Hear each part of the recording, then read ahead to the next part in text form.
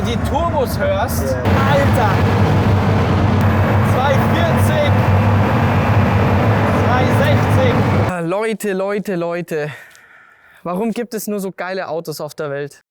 800 PS, nicht einmal 1300 Kilo Gewicht und es gibt genau einmal 20 Stück davon auf der Welt. Heute, Leute, habe ich euch etwas Spezielles mitgebracht. Robert, Porn ab!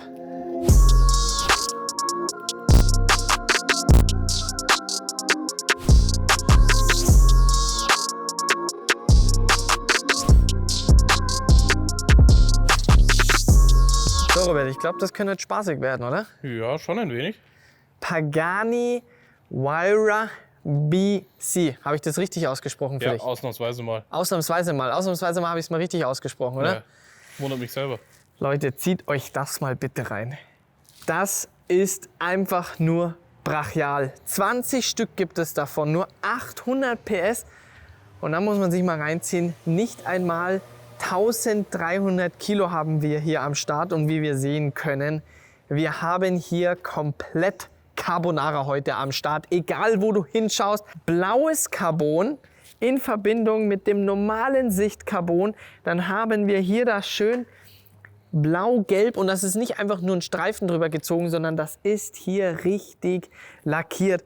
Und das Ding steht einfach nur brutal breit, mächtig da. Egal wo du hinschaust, diese ganzen aktive Aerodynamik, die du hier auch speziell beim BZ hast. Ich bin ja das Auto schon mal auf der Rennstrecke gefahren, beziehungsweise durfte ich mitfahren. Einmal Coupé, einmal Roadster. Und das ist schon faszinierend. Hier diese zwei Wings, wie die sich aktiv die ganze Zeit bewegen. Und das ist schon krass hier. Das Ding, ich sag's immer wieder, Leute, Pagani für mich ist einfach ein Kunstwerk. Einfach ein reines Masterpiece. Aber hier der BC wurde wirklich konzipiert für die Rennstrecke. Und das Ding liegt auch wirklich richtig ordentlich. Rennstrecke fahren wir heute nicht, sondern wir fahren heute Autobahn und schau mal, was hier so geht. Weil ich meine, man muss mal überlegen, wir haben hier hinten, haben wir den V12 Biturbo-Motor am Start. Schauen wir mal, vielleicht können wir gleich mal die Motorhaube aufmachen, bevor wir nach hinten gehen. Aber ganz kurz, mal nochmal hier zu der Front. Zieht euch das mal rein. Diese doppelte Verspoilerung, die wir hier haben. Hier einmal so einen kleinen Frontspoiler und dann hier unten. Und hier auch, das ist verrückt, diese ganzen kleinen Details, hier bei dem Pagani, bei dem BC, zieht euch das mal rein. Hier an der Seite dieses Teil, wie das eingeformt ist, dieses Carbon-Teil, zieht sich einmal hier komplett weg. Das hier, diese Front, das erinnert so krass an Formel 1 Auto. Das ist echt heftig. Und dann gehst du hier weiter, zieht sich komplett durch. Auch ziemlich geil hier mit der Beleuchtung. Und dann hier an der Seite, das erinnert hier sehr eigentlich an GT3 RS, die wirklich diese offenen Louvers, damit das hier extra für die Kühlung sorgt. Und das finde ich richtig brutal. Zieht euch mal diesen Spiegel rein, dieser komplette Carbonspiegel.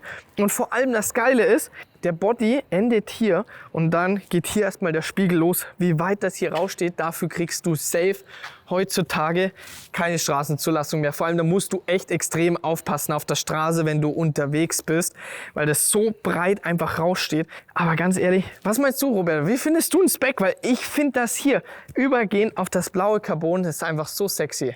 Das sieht nur noch geil aus. Vor allem jetzt hier bei der Dunkelheit ist das halt Porno hoch 10.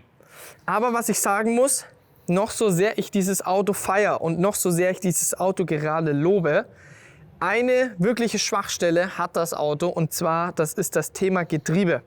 Single Clutch ist leider extrem langsam hier bei dem Auto, aber auf der anderen Seite musst du halt einfach sagen, es ist halt ein Pagani, es ist nicht ein Auto, was einfach für brutalste Performance auf der Rennstrecke sorgt, auch wenn der BC dafür gebaut ist. Und ich meine, wir haben nicht mal 1300 Kilo am Start. Das ist so das einzige Thema. Vor allem das Krasse ist halt, nicht einmal 1300 Kilo und wir haben hier hinten den V12 Biturbo-Motor am Start. Woher kennen wir den? Von AMG. Und ich würde sagen, wir machen jetzt mal hier die Motorhaube auf, den schauen wir uns mal jetzt genauer an, oder? Ja, würde ich auch sagen. So, auf der einen Seite haben wir schon aufgemacht. Hier, das ist noch richtig schön klasse. Hier einfach da schön aufmachen. Ja. Und jetzt haben wir hier unten, damit entriegelst du das Ganze. Das müssen wir jetzt auf der anderen Seite auch nochmal machen. Beziehungsweise der Mike hilft uns. Und jetzt Leute, jetzt haben wir hier den Motor. Zieht euch das mal rein. Der schöne AMG-Motor, 12 Zylinder, Biturbo. 800 PS hier, 1000 Newtonmeter. Und das Ding hat natürlich schon ordentlich Gewicht. Und jetzt müsst ihr euch mal reinziehen. Wir haben hier nicht mal 1300 Kilo am Start. Und dann sind wir wieder bei dem Thema AMG One. Wie kommt das Ding auf 1700 Kilo? Das leuchtet mir einfach nicht ein. Da siehst du halt einfach wieder die Batterien und alles. Das ist halt natürlich ein Haufen Gewicht. An Auspuffanlage bin ich mir sicher, AMG One bist du schon bei knapp 100 Kilo. Wenn wir uns jetzt mal hier hinten die Auspuffanlage reinziehen, das ist schon richtig alles auf Leichtbau getrimmt. Richtig geil. Ich würde sagen, wir machen wieder zu. Und dann schauen wir uns jetzt mal nochmal hier das Heck an. Aber trotzdem nochmal, jetzt schau dir das, Robert, zieh dir das mal rein. Brutal. Einfach nur brutal. Ich glaube echt, wir müssen mal bei Pagani vorbeischauen. Was meinst du? Würde ich auch sagen. Oder? Aber lass uns doch erstmal noch das Heck anschauen. Ja, jetzt machen wir mal hier nochmal zu. Wir schauen uns auch gleich den Innenraum nochmal in Ruhe an. So, machen wir hier wieder schön zu. Ist schon classy gemacht, das Ganze. Okay, dann schauen wir uns jetzt mal hier das Heck an. Nochmal hier die Auspuffanlage. Komplette Titan-Abgasanlage und das feiere ich bei Pagani so. Diese Endrohre, einfach nur sexy. Jetzt haben wir hier hinten, haben wir jetzt die anderen zwei Flaps. Und das ist nämlich das Faszinierende.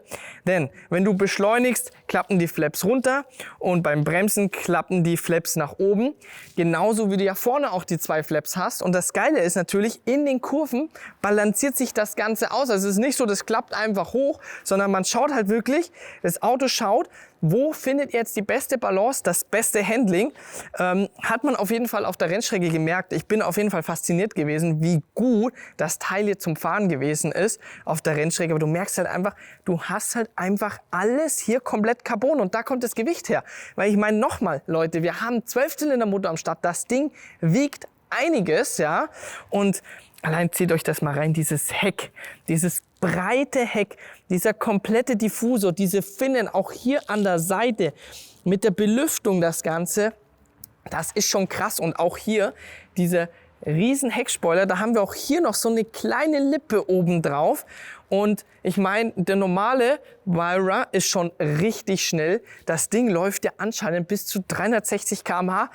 Das bezweifle ich, dass wir das hier mit dem schaffen werden, weil hier der Heckspoiler, der nimmt dir schon ordentlich Geschwindigkeit weg. Aber natürlich auf der anderen Seite, was dann das ganze Thema auf der Rennstrecke angeht, das ist halt natürlich komplett andere Liga. So, jetzt würde ich sagen, jetzt schauen wir uns mal den Innenraum an. Auch wenn ich gerne draußen bleiben würde, das ist... Übrigens, schaut her, jetzt haben wir mal kurz hier, auch hier vorne haben sich die Finnen, die Flaps hochgefahren. Wie das Ganze dann im Stand aussieht, ja, das klappt schon weit nach oben. Und Leute, man denkt jetzt hier, das sind nur zwei so Flaps, aber das bringt richtig was. So, jetzt machen wir mal die Tür auf, jetzt schauen wir uns mal den Innenraum an, weil das geht nämlich richtig geil weiter. Und das purer Leichtbau, allein diese, zieht euch das mal rein, diese Tür, das ist verrückt. Hier, mit einem Finger kannst du das Ganze zumachen. Es wiegt gar nichts. Und wie die Türen allein schon aufgehen. Unfassbar. Ah, schau dir das mal an. Ah, Leute. Warum gibt es nur so geile Autos auf der Welt? Hä? Unfassbar. Wenn du willst, kannst du auch auf die andere Seite kommen. Das ist nämlich dann einfacher, weil dann können wir uns das mal ein bisschen anschauen. Ihr seht, es geht hier weiter mit überall Carbon. Carbon-Chassis haben wir hier am Start, selbstverständlich. Daher kommt das ganze Gewicht. Allein diese Sitzposition schon, wie eng du hier drinnen sitzt. Und die Sitze sind unfassbar sportlich und sind trotzdem richtig geil hier gemacht. Dann schaut euch das mal an hier, wie du das Getriebe, wie du das siehst. Wie gesagt, Single-Clutch-Getriebe. Getriebe ist wirklich nicht schnell. Da war ich damals verwundert auf der Rennstrecke. Wie du wirklich, es ist wie Aventador, wenn du im Strada-Modus fährst. Du hast natürlich jetzt hier, kannst du einstellen zwischen Komfort, Sport und Race. Hast hier schön Alcantara Carbon am Start und ihr seht überall, wo du hinschaust. Komplett alles einfach nur Carbon und einfach diese ganzen kleinen Details hier hinten, wie schön das hier gemacht ist mit dem Alcantara. Dann hast du hier so ein kleines Köfferchen, hast du noch am Start. Hier Leute, das ist der Schlüssel. Das ist der Schlüssel und der muss hier auch hier richtig reingesteckt werden. Hier machen wir wieder das obere, machen wir auf und dann können wir ihn umdrehen. Verrückt, oder? Dann dieser Display. wie du hier die ganzen Anzeigen hast. Geil. Einfach nur geil. Robert, ich glaube, ich bin ready. Ich bin ready, dass wir einsteigen. Mike, I'm ready to go, but I think I go first on the co-passenger side and you go for a drive, okay? Let's go. So Leute, dann sind wir unterwegs hier im schönen Wyra BC.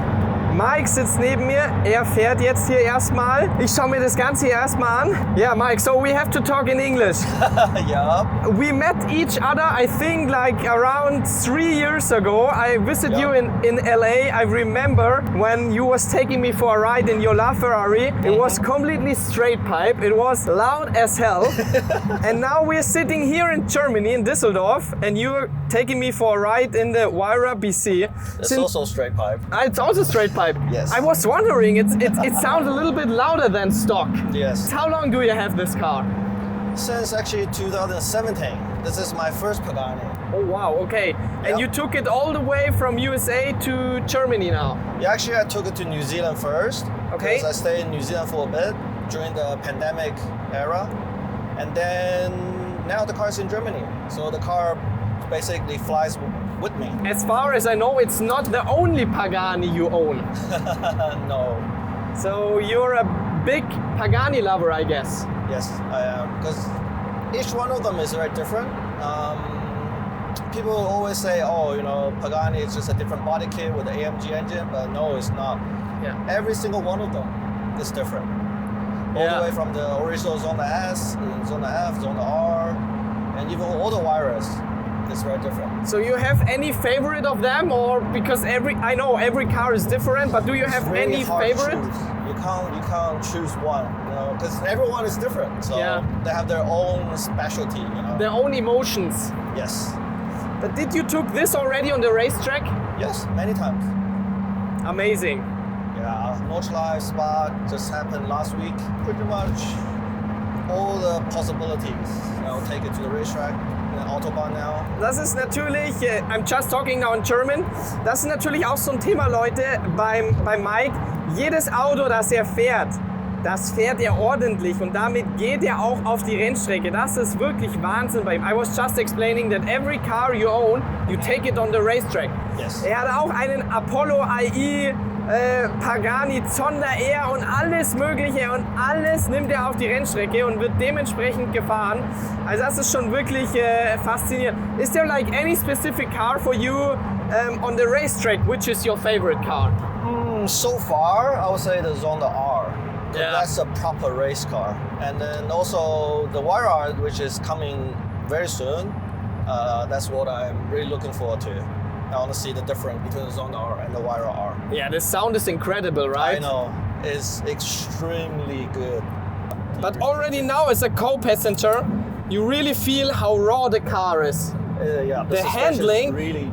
I experienced it once on the racetrack and that was really crazy. And some people say the gearbox is slow, but in my opinion, it fits to the car. Yes, it's the character of the car. Yeah. If it's a dual clutch, it's too smooth. So you prefer to switch the gears like this? Yes. Nice. It's really satisfying because when you drive it later, you Yeah. will feel the difference. Yeah. Oh shit! Shit! Okay, das ist verrückt, Leute. Ich kann halt einfach gar nichts von der Geschwindigkeitsanzeige sehen, wie schnell wir hier fahren. Alter, aber der Punch jetzt schon, V12 Power B-Turbo, das ist krass. Da sieht man richtig schön im Seitenspiegel, wie die Flügel hinten arbeiten, ne? Der Airbrake sozusagen, wie das Ganze ausgeglichen wird. Alter Schwede, der Punch ist echt krass. Alter! Leck mich am Arsch, schiebt das Ding durch! Ich weiß gar nicht, wo ich mich festhalten soll. Bist du bescheuert? Alter, ich sehe gar nicht den Speed, aber das ist abnormal. Ich glaube, das sind... Alter! Boah! Und die Bremsen, das ist echt verrückt. Selbst als Beifahrer merkst du schon, wie tief wir hier auf der Straße sitzen, wie sich hier das Auto richtig auf die Straße anpresst. Und bremsen auch. Boah, das ist echt heftig, Leute. Alright, time for you to experience this. Alright, let's do that. So Leute, dann darf ich jetzt mal hier ein bisschen ans Steuer. Es geht direkt ab auf die Autobahn und jetzt schauen wir mal, was hier in dem BC so vorwärts geht. 800 PS haben wir ja am Start. Allerdings hier mit der Auspuffanlage und so weiter soll das schon ein bisschen mehr Leistung haben. Von daher würde ich sagen, drücken wir doch jetzt mal hier durch. Alright, let's go. Shit! Wow. Alter, 220, 240, 260. Shit. The torque is crazy. Yes. The punch. Wow. And it's getting so loud. That's why I was wondering if you can Yeah. hear me or not. Yeah, that's Now for a turbocharged car. yeah, that's crazy. Wow. I always do it in the GT3RS. In Yes. the GT3RS, always this. Yes. Because it feels like Manual. manual. But this one actually have a click, so it feels really good. Ja. Okay, hier aus dem vierten raus. Alter, was da Power da ist, aus dem vierten raus. Bis 6000 Touren. Alter. Okay, aus dem dritten. Alter, der Punch ist einfach brutal. Klar, das Getriebe ist nicht so schnell, Single Clutch. Merkst richtig die Unterbrechung. Aber es sind auch schon wieder 240, 250, 260, 280. 92, 300. Alter, das ist so laut. It's so laut. Shit.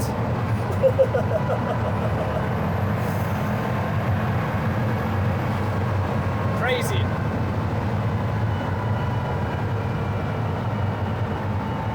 It's crazy how stable it is. Das ist abnormal, wie das Ding bei 300 noch liegt, als ob gar nichts wäre. Hier aus dem dritten raus, 5000. Boah. Alter. 6000 Touren.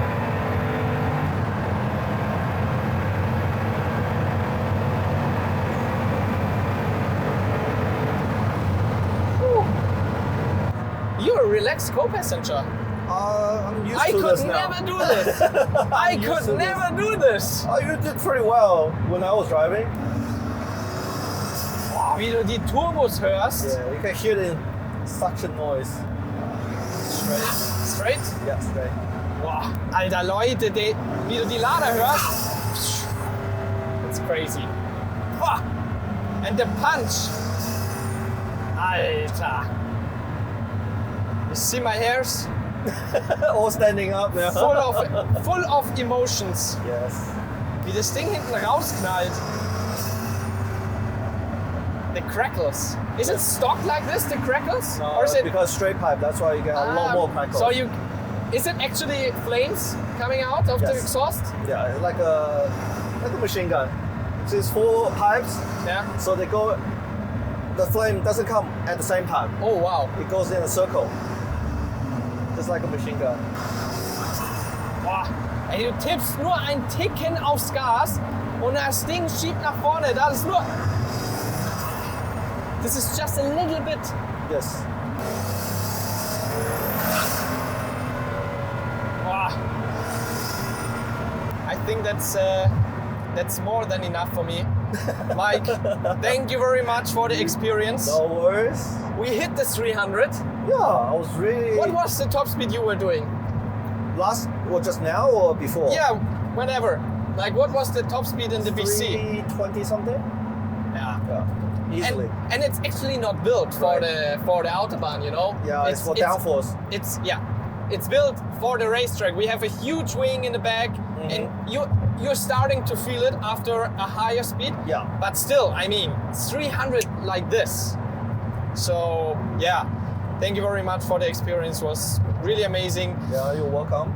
Leute, ich hoffe, euch hat das Video gefallen. Für mich unfassbar emotionales Auto. Da sieht man wieder Pagani. Das ist einfach hier Masterpiece Piece of Art, was du hier merkst. Und dann das Ganze hier wirklich verfeinert. Schön für die Rennstrecke das Ganze. Emotional, brutales Auto. Und von daher, ich würde sagen, wir machen Schluss hier mit dem Video. Ich hoffe, Leute, euch hat das Video gefallen. Und dann sehen wir uns beim nächsten Video wieder.